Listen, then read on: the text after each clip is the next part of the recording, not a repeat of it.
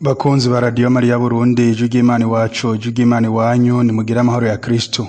Kani kakanya ko kuzirikanira hamwe ijambo ry'Imana ryo kuri no munsi wa kane, turi mu ndwi ya 29 mu gihe gisanzwe mu myaka y'igihagwe. Mu nkuru nziza umukama tumenyesha ko yaje kwawuzana umuriro ku isi kandi ko atakindi ashaka atari uko wo kwaka.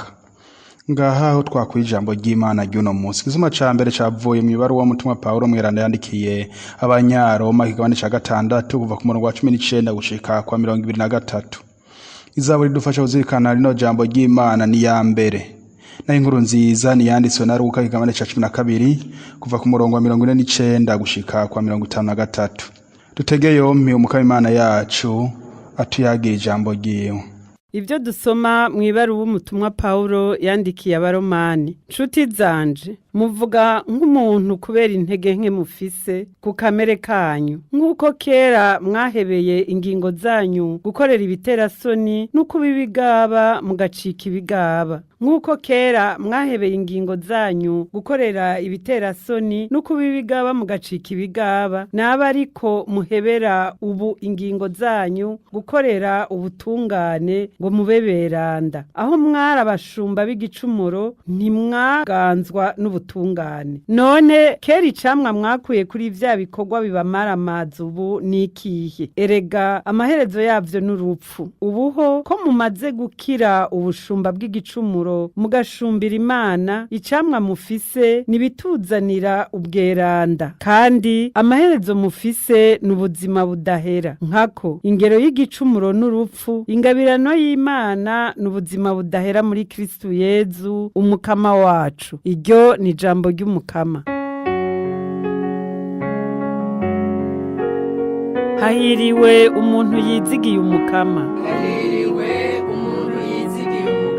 Hahiriwe umuntu ataja ku mohe y'abahemu, agahimbagwa n'amabwirizwa y'umukama, akama ayazirikana uko bukeye uko bwije. Hahiriwe umuntu yizigiye umukama. Asa n'igiti cyatewe mu kinyotera, hageze cama ivyamwa bihimbaye, amashami yaco ntiyigera ahundagara. Hahiriwe umuntu yizigiye umukama. Abahemu bo suko haba namba, eka bameze nk'umuguruka utumukanwa n'umuyaga, ariko inzira y'aberanda izwi n'umukama. Hahiriwe umuntu yizigiye umukama.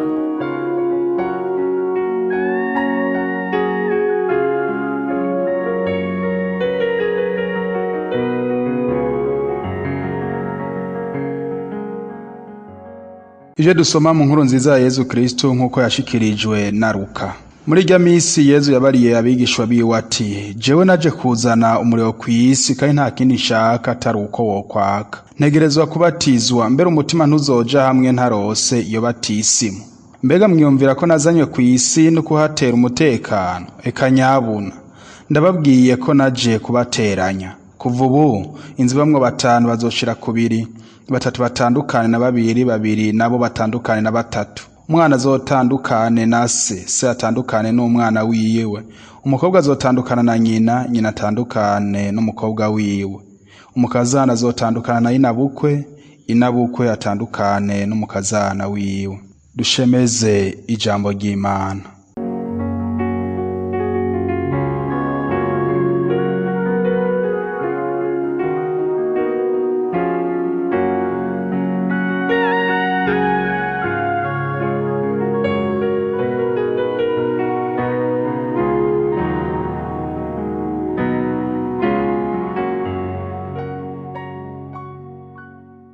Bavukanyi bakunzi b'Imana, ubuzima tubayemo hano ku isi ni ntambara ya buri munsi, aho mu Kristo w'ukuri ahamagarirwa kugwanya shetani n'inyosha mbi zayo ngo aronke amahoro. Iyo ndwano umuntu ntaho yoshobora adafashijwe na mutima w'Imana. Niwe duhamagarirwa kwimika mu buzima bwacu ngo duheze dushobore gufata ingingo nzima kandi igira ahidushikanya. Paulo mweranda muri ribaruwa yandikiye Abanyaroma ariko abibutsa iyo bavuye, nanone ubutazi yava ntamenya niyaje. Uko bagira inguvu mu gukoresha ingingo zabo bitera soni no mu kuba ibigaba bikabajana mu rupfu, naba ariko barushiriza mu gukoresha izo ngingo nyene mu gukora ibikorwa by'ubutungane bituma baberanda bakaba samuragwa b'ubwami bw'ijuru. Ashimangira abereka ko kutagendera mu nzira y'Imana ari ukwikwegera, kuko amaherezo y'igicumuro ari urupfu. Mbega mugenzi, wewe woba ugerageza guhunga igicumuro ngo uronke ubuzima? Ntaho usanga wama uriko uravyivayangamwo ntufate n'akanya ko kwigaya. Ubuhezi, ubuhumbu, ubugunge, akarenganyo, ubusuma, ubwicanyi, ububeshi n'ibindi bicumuro vyinshi. Mbega uribuka ko impera y'igicumuro ari urupfu? Iyo uvyibutse urigera ufata ingingo yo kubivamwo ngo uheze ufata inzira y'ubweranda iheze ikakuzanira urukiza? Kuvavanwa n'igicumuro hamwe n'impengamiro mbi yaco ntibeza ngo bibe igikorwa coroshe, kuko abana b'umubi baraheza bagatera umudugara mu bantu, ugasanga baguteye amagorwa. Niho twumvise muri no nkuru nziza Yesu asemerera ko abamukurikira batazigera boroherwa no mu kanwa na gatoyi. Yaje kwatsa umucanwa kandi ashaka ko waka, maze uheze uteme utongora ingeso mbi mu bantu, ucorore abantu, abana b'umuco bibonekeze n'abumuzimagiza uko nyene. Amahoro y'abemera umukama nta handi ava atari ku Mana. Baremera ko Imana bakunda kuko bayikundira, ni naho bashobora no kwemera uruhamo uko rumeze kose ku bwa Kristo Yesu umukama wacu. Ijambo ry'Imana riyakarisha nk'imbugita y'ubugi bubiri nk'uko ibaruwa ryandikiwe Abaheburayo ribivuga. Riranyengetera gushika no mu misokoro, rigasobanura ivyifuzo n'ivyumviro bibi mu bantu. Niho twumvise ko hazoba abantu baheza bagatandukana kubera ijambo rya Yesu. Mu gihe isi yuzuye agapfungu, abantu bagatinya kuvuga ukuri, ntihagire ufata ingingo, benshi bagashima guhandwa ku rurimi, akarenganyo kakaba bose barorera ariko bakarucira bakarumira. Yesu aduhamagarira gufata ingingo rugabo, aho abamukurikira bategerezwa kuba imvuga kuri, bakavavanura n'abo bari basanzwe bafise ivyo bahurirako, kugira ngo izina ry'Imana rininahazwe. Yesu aduhamagarira gufata ingingo tutitaye ku majambo ashobora gukurikira, ariko kandi tutaravye ivyo abantu bovuga, mugabo turabe ico dushaka gushikako, ariko bwa bwami bw'ijuru. Umwana ntatinye gutandukana n'abavyeyi bashaka kumukoresha ibitajanye n'ishaka ry'Imana. Mu gihe umugabo canke umugore akubuza kunywana n'Imana, Yesu aguhamagarira gufata ingingo. Nta kindi kiba gisigaye atari kugwana iyo ntambara, kuko uzagirizwa kugarariza umugabo canke umugore, mbere uhamwe n'urupfu bibaye ngombwa rubemwo. Yesu niwe avuga ati igihe kigiye gushika aho bazobica bakagira ngo baninahaje Imana. Nutekane rero, kuko ubwami bw'ijuru bwama bushikirwa n'inshigwa rimenetse. Uzomera nk'igiti giteye mu kinyotera, uzoheza wama ivyamwa bihimbaye.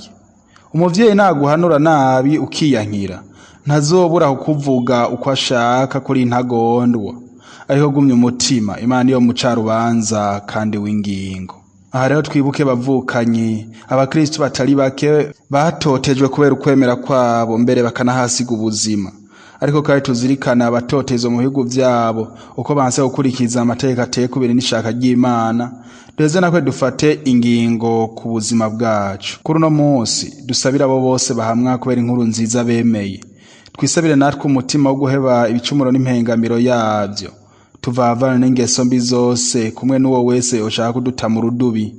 Duheze dusabe umukama ngo arungike umutima mweranda wiwe, yuzura imitima y'abamwemera, bashobore kumukorera atabwoba mu bweranda no mu butungane, bazotorane ubuzima budahera mw'ijuru. Amen.